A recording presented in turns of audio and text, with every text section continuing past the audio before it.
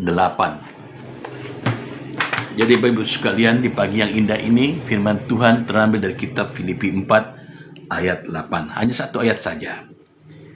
Jika Bapak Ibu Saudara sekalian telah menemukan firman Tuhan yang terambil dari kitab Filipi 4 ayat 8, izinkanlah saya akan membacakan firman Tuhan yang indah dan luar biasa di hari yang indah ini. Demikianlah firman Tuhan yang akan saya bacakan dalam Filipi 4 ayat 8.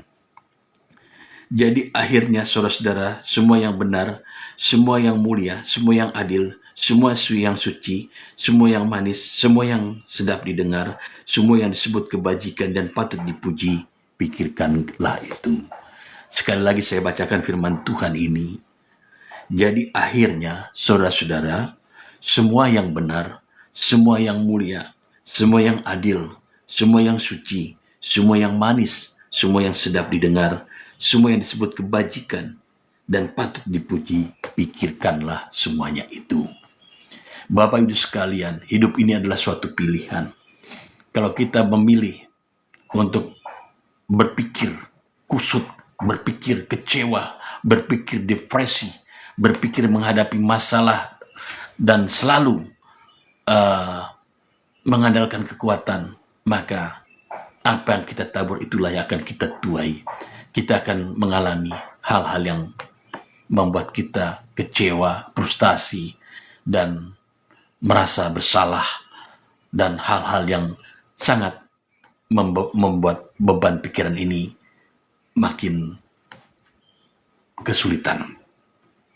Tetapi kalau kita mulai berpikir, memilih pikiran yang baik, pikiran yang indah yang dikatakan begini, semua yang benar, semua yang mulia, semua yang adil, semua yang suci, semua yang manis, semua yang sedap didengar, semua yang disebut kebajikan yang patut dipuji, pikirkanlah.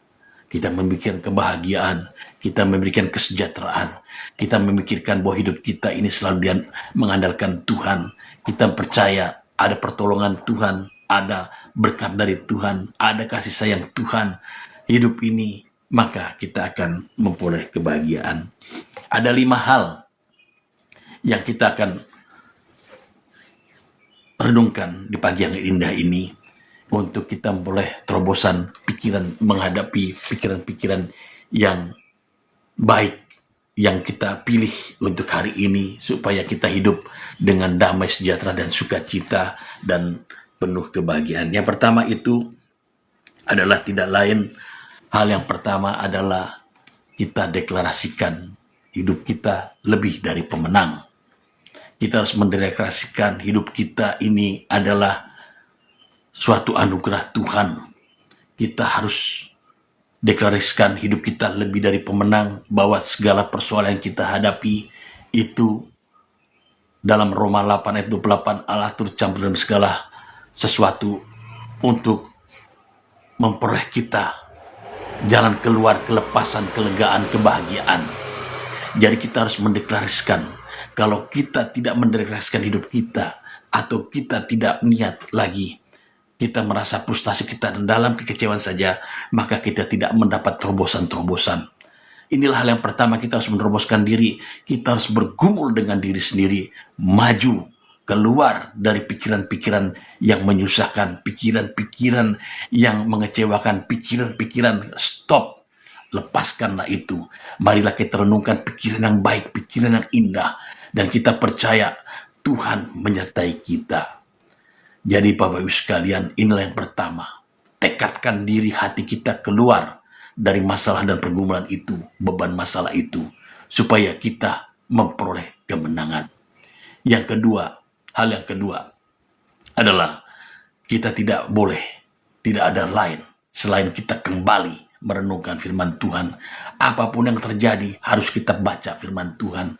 Karena dari firman Tuhan itu kita mengerti bahwa Tuhan berbicara kepada kita.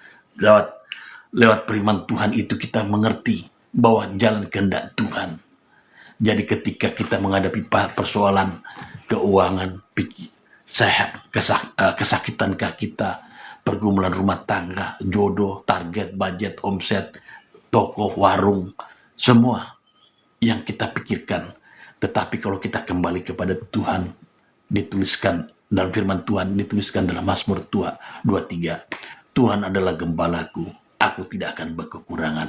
Maka kita deklarasikan dalam nama Tuhan Yesus Kristus, aku tidak akan berkekurangan dalam Mazmur 23. Allahku akan memenuhi keperluanku menurut kekayaan dan kemuliaan dalam Yesus Kristus Tuhan. Filipi 4 ayat 19. Jadi Bapak Ibu sekalian, firman Tuhan adalah pelita bagi kaki kita dan terang bagi jalan kita. Sebab itu hal yang kedua ini, kita harus bersekutu dengan Tuhan lewat firman-Nya. Harus kita akui bahwa hidup kita ini tidak perlu kita mengandalkan kekuatan kita. Kita harus mengandalkan kekuatan Tuhan lewat pernyataan firman Tuhan. Yang ketiga adalah bersekutu.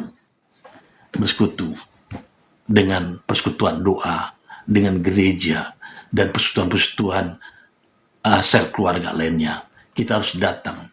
Sebab kalau kita niatkan datang ke gereja, kita datang persekutuan doa, kita datangkan sel grup keluar ibadah-ibadah yang diadakan, maka kita akan mengalami suatu reformasi, perubahan dalam diri kita, dan kita merasakan kasih Tuhan, kasih persaudaraan, bahwa hidup kita ini bersama-sama dengan orang lain, bersekutu dengan doa. Dan kita kalau mengandalkan kekuatan kita tidak akan mampu.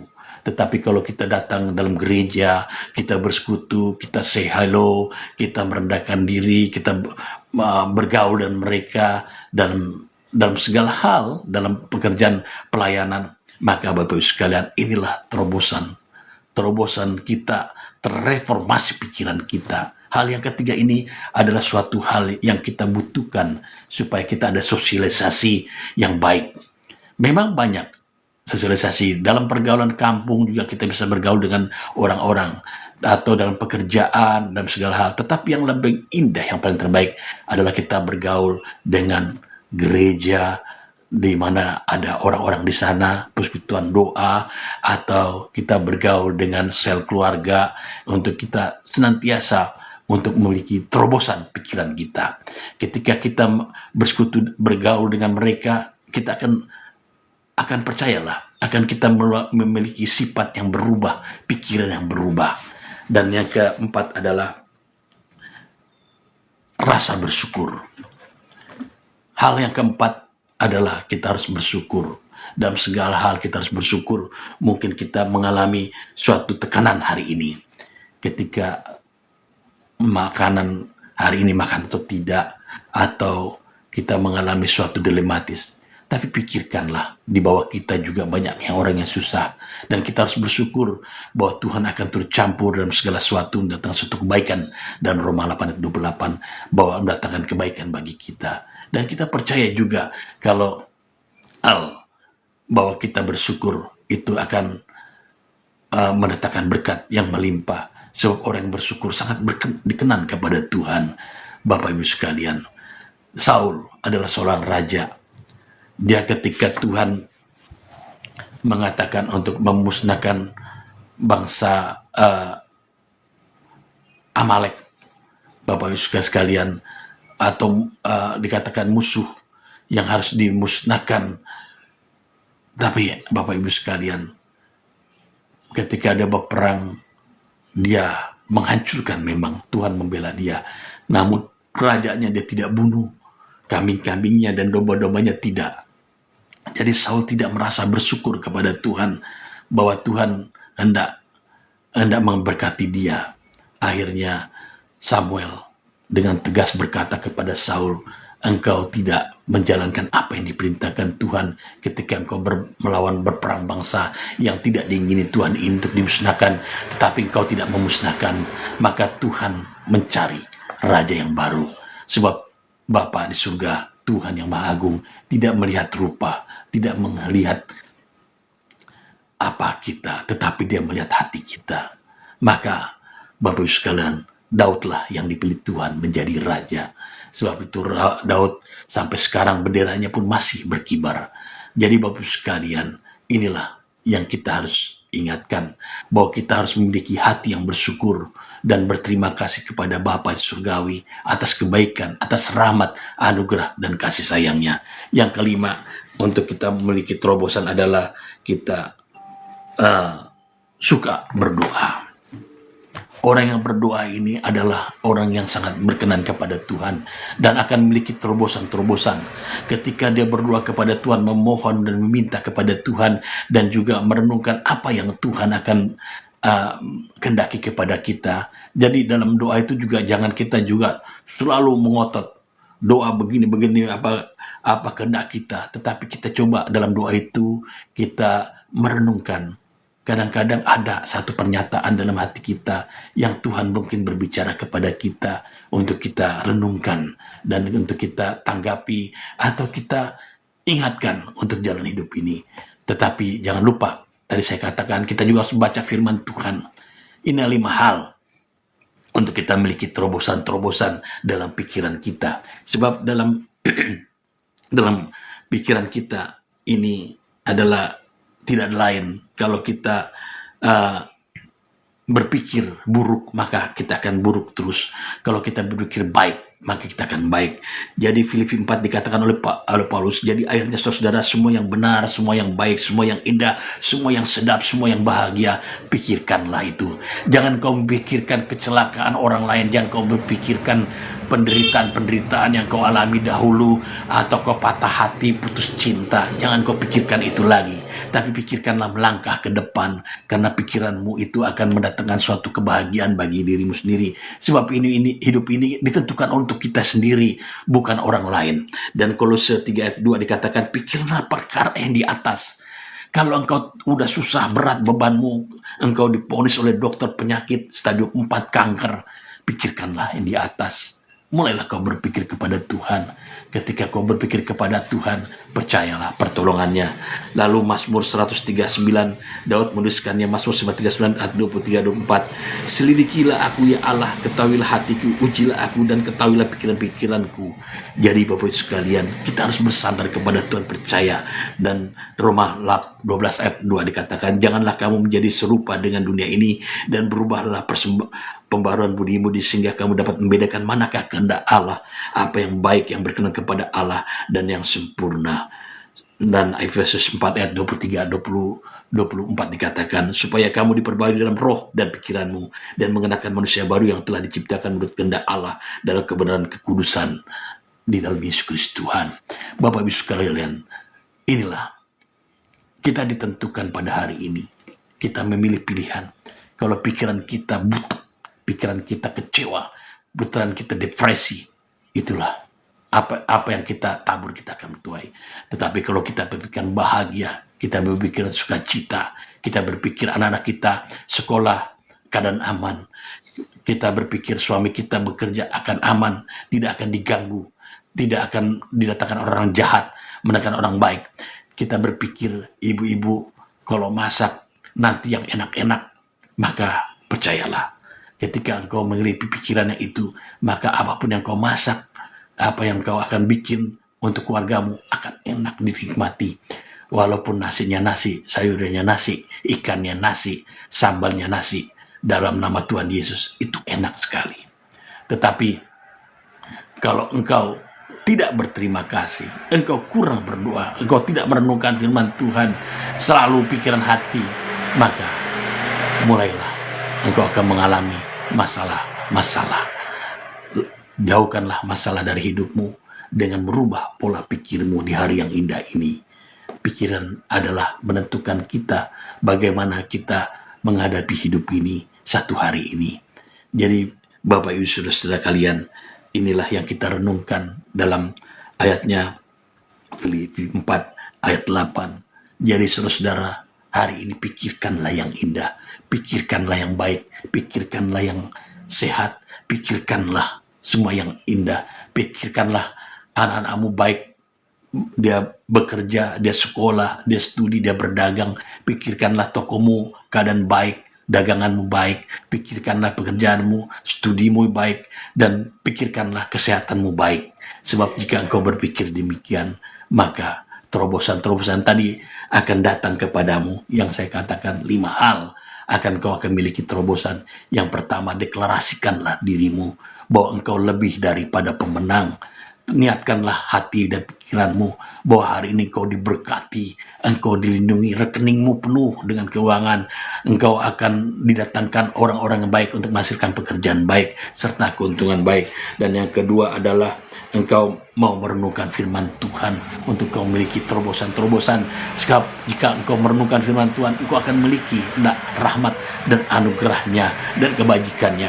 Dan kemudian bersekutu kepada orang-orang yang seiman, ke gereja kah, sel keluarga kah, persekutuan doa kah, atau seminar-seminar Kristen, pertumbuhan gereja, dan segala hal yang mendatangkan suatu kebaikan. Dan yang keempat adalah bersyukur. Kita harus selalu bersyukur, berterima kasih, supaya mencegah pikiran-pikiran kita untuk mengalami suatu hal tekanan yang luar biasa. Ketika engkau bersyukur, maka tekanan-tekanan itu akan berhenti, stop. Sebab dalam segala hal kita masih ada Tuhan, masih ada Dia menjaga kita, masih ada Tuhan yang melindungi kita. Dan yang terakhir adalah suka berdoa. Karena dalam doa itu kita lepaskan beban kita. Paulus mengatakan, janganlah kamu khawatir, tetapi bawalah itu dalam doa dan pergumulan kepada Tuhan. Maka percayalah, Dia akan memberikan terobosan-terobosan pada kita hari ini. Dan kita percaya kalau kita berubah dalam pola pikir kita, maka kita akan melihat berkat. Kita akan melihat pintu yang tertutup akan dibukakan. Kita akan melihat sukacita, damai, kebaikan, dan anugerah. Dan kasih sayang dari Dia yang maha mulia. Amin. Mari Bapak Ibu sekalian, kita akan berdoa. Bapa dalam surga, terima kasih untuk firman-Mu Tuhan. Bagaimana kami harus memiliki pikiran yang baik, yang indah, pikiran yang sedap, pikiran yang bahagia, pikiran yang sejahtera, pikiran anak-anak kami dalam keadaan baik, tubuh kami dalam keadaan baik, keluarga kami dalam keadaan baik, rumah tangga kami dalam keadaan baik, perdagangan kami dalam keadaan baik, dan kami dalam keadaan sukacita dan penuh sejahtera, bahwa Engkau lah Allah turut campur dalam segala sesuatu dalam kehidupan kami untuk mendatangkan suatu kebaikan bagi kami. Sebab kami adalah orang-orang yang ditebus 2000 tahun yang lalu oleh darah Kristus. Sebab kami adalah milik kepunyaan kerajaan surga, dan kami adalah anak-anak-Mu Bapa. Engkau lah Bapa yang kudus dalam Yesus Kristus Tuhan, dan kami adalah anak-anak-Mu, dan kami percaya Engkau tahu apa pergumulan kami, apa beban kami. Lepaskanlah itu, biarlah Tuhan Engkau mendatangkan kebaikan, kebajikan, kemurahan. Seperti dalam Mazmur 23, Engkau firman-Mu menyatakan, Tuhan adalah gembalaku, aku tidak akan berkekurangan. Engkau akan bawa kami pada rumput yang hijau materi tenang. Engkau akan menyegarkan jiwa kami. Engkau menyediakan hidangan yang sehat dan bergizi bagi kami. Engkau akan menjaga kami dan segala sesuatu. Engkau melepaskan kami dari mara bahaya. Sebab Engkaulah Allah kami yang kami puji dan kami muliakan dan kami agungkan. Jika Engkau di pihak kami, siapakah lawan kami? Pergumulan, kebebankah, sakitkah? Engkau akan mematahkannya semua, menghancurkannya. Sebab Engkaulah Allah kami, kota benteng kami yang kokoh. Dalam Ibrani 13 mengatakan bahwa Yesus tetap sama dulu, sekarang, dan sampai selama-lamanya. Dan kami percaya Engkau akan melimpahkan rezeki, kebajikan, dan kemurahan. Sebab dalam Filipi 4 ayat 19 mengatakan, Allahku akan memenuhi keperluanku menurut kekayaan dan kemuliaannya di dalam Yesus Kristus Tuhan. Dan kepercayaan pada hari ini, Tuhanlah menyertai kami, melindungi kami, tudungi kami dengan darah Kristus. Jauhkan kami dari segala mara bahaya, patahkan, tolak dalam nama Yesus. Jauhkan kami segala pencobaan, lepaskan kami daripada yang jahat, melainkan kami diberikan damai sejahtera dari Yesus Kristus Tuhan yang agung dan maha mulia. Berkati Bapa hari ini Tuhan, akan ada untuk peringatan Mei di Tuhan Hari Buruh. Berkati dalam Jakarta dan seluruh kota-kota di Indonesia dalam keadaan aman dan nyaman. Berkati gereja-gereja, persekutuan doa, hamba-hamba Tuhan, dan segala persekutuan dari Sabang sampai Merauke, dari Ninga sampai Rote, di setiap provinsi kabupaten kota. Berkati juga pemerintahan, presiden, wakil presiden, wakil menteri, gubernur, wali kota, bupati, camat, RT, RW, lurah. Beri hikmat marifat Tuhan dan damai sejahtera salam Indonesia. Diberkatilah Indonesia ini, sehingga olehnya dalam firman berkata, Injil diberitakan di Yerusalem, Media, Samaria sampai ke ujung dunia, bahwa setiap lutut bersebelah dan mengaku bahwa Yesus Tuhan, digenapilah di seluruh bangsa Indonesia ini. Dan kami menjadi imamat rajani, bangsa yang kudus milik kepunyaan Allah sendiri. Bagimu segala puji, hormat, dan syukur dan kemuliaan. Di dalam nama Tuhan Yesus Kristus yang agung dan maha perkasa, kami berdoa dan syukur Dia. Amin. Amin, amin, amin. Selamat pagi, selamat beraktivitas. Saya Pendeta Horas Sombing mengucapkan salam, dan kita akan berjumpa lagi di Rabu yang akan datang dan Jumat jam 5 pagi. Salam.